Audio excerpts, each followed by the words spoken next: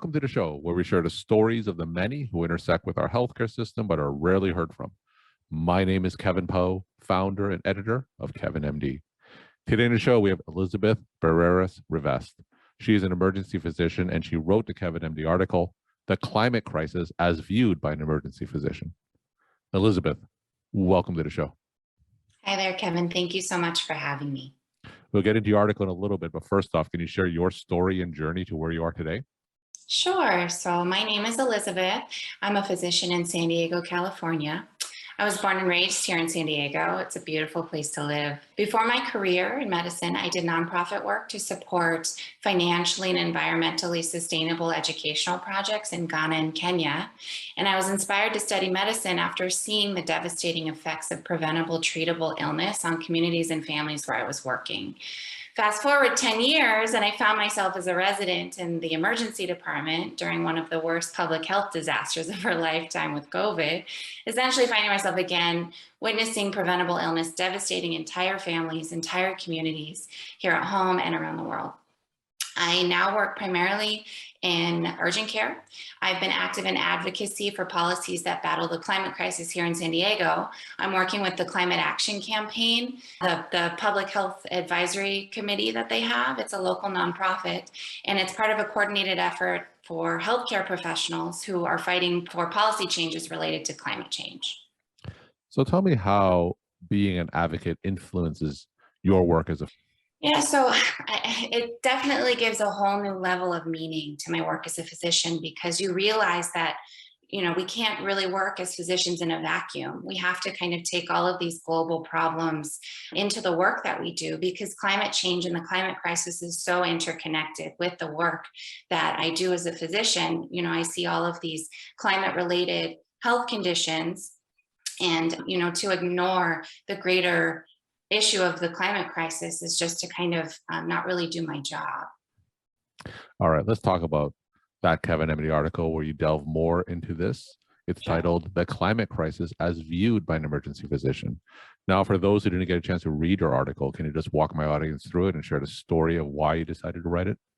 Sure. So the reason why I wrote this article kind of stems off what I was just talking about. I remember clearly a moment when COVID was at its height, when infections and deaths were just peaking and were innumerable. And I also had so much climate anxiety at the time. We were hearing so much about species die-offs and, the huge mussel die-off in Canada and frog die-offs, and 20% of sequoias have burned in the last 2 years. And it was so overwhelming. I was working long hours in the ED. I was briefly in the ICU at that time. And like so many others in the medical field, I was just completely burnt out.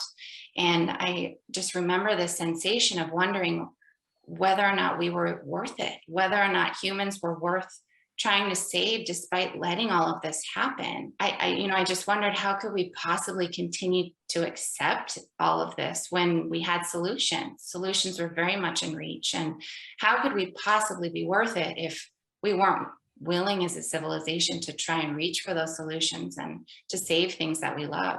I've done a lot of different jobs and I've traveled all over the world, and I've seen the world through the eyes of my 2 young children. And it didn't really take me long to come to the conclusion that absolutely, yes, we are absolutely worth saving. My despair quickly just turned into determination to try and find my own solutions and to try to work with others to find solutions for the climate crisis. We have so much beauty as a human species. We have so much awe about the world, and the human experience is so unique, and we absolutely have to fight for that. One of the things that you mentioned earlier was climate-related health conditions. What are some examples of health conditions that are affected by climate? Sure. So just, from my own perspective, what I've seen both in the emergency department and urgent care and just in my training are increase in respiratory illnesses, especially here in Southern California, where we're so prone to fires and poor air quality from traffic and emissions.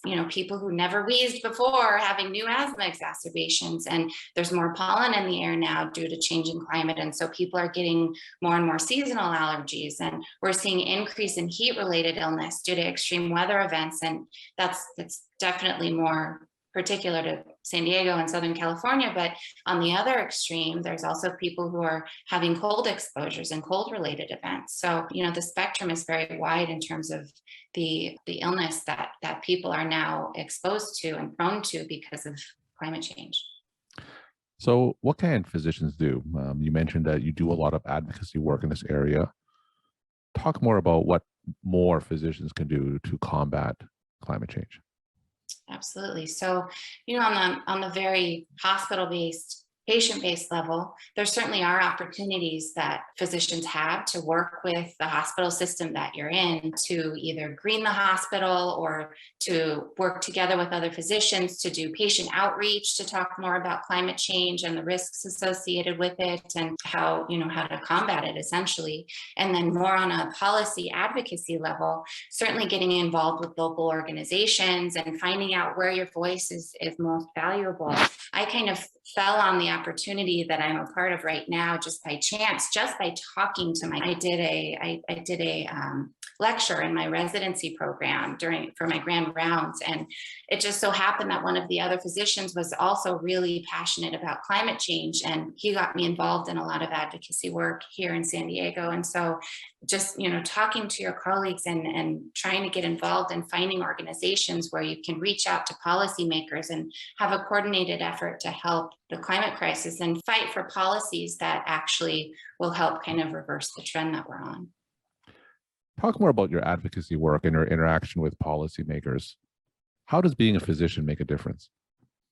So certainly having an MD at the end of your name makes a big difference. It gives you a lot of clout. We're trusted voices in the community, and certainly, the fact that we take our time to show up at events and to write a letter, to send an email, to do any amount of outreach just really shows how passionate physicians are about this issue and how passionate I am about this issue. Just to take the time out of our very busy schedules and lives to say, we've done our research. I know this issue, it's affecting my patients in a big way, and we have to do something about it. So can you share one of your success stories? What's something that you've done that's made a difference from a climate change standpoint? So it's really more of a coordinated effort with the group that I'm a part of. But small victories definitely lead to bigger ones. Just as part of my residency program, since I recently graduated, I really got the conversation started about climate change. We hadn't even really had it as part of our curriculum. I don't think I ever heard about the climate crisis or anything related to climate change in medical school. And so that felt like a victory for me from a personal perspective, just really kind of getting it integrated into medical education in a place where we had kind of ignored it before. It just seemed like we were really trying to learn medicine in a vacuum. And so just from a personal perspective, that was a really big win for me. We're talking to Elizabeth Barreras-Rivest. She's an emergency physician, and she wrote the KevinMD article, "The Climate Crisis as Viewed by an Emergency Physician." Elizabeth, what are some of your take-home messages that you want to leave with the KevinMD audience? Sure. So certainly, like I mentioned, I just want healthcare providers to really have confidence in the fact that they are a trusted and important voice in their community. And I don't think there's any other choice but to use it to advocate for our environment, because it's a direct way to advocate for our patients. The climate crisis affects everyone, but disproportionately children, the elderly, the underserved, and it also inequitably affects people and communities of color. And so if we are truly a group of humans who, it's our mission to fight for the most vulnerable and to help people that need it the most, one of the best ways that we can do it is to use our voices and our resources to fight the climate crisis. Greening your healthcare facilities, finding like-minded healthcare providers and policymakers to coordinate this effort is absolutely imperative right now. And the way I see it, it's a little cliche, but at the end of the day, there's only two ways to look at it. There's only two options. You're either part of the problem or you have to be part of the solution. And so really for me, there's only one option. There's no, kind of disappearing into despair like I kind of felt myself going at that point, at my lowest point in the COVID crisis. So, we're just at continuing risk of losing more and more things that we love in our environment and people that we love and places that we love due to the climate crisis. And so I think it's really as black and white as that. Elizabeth, thank you so much for sharing your time and insight. And thanks again for being on the show. Thanks, Kevin.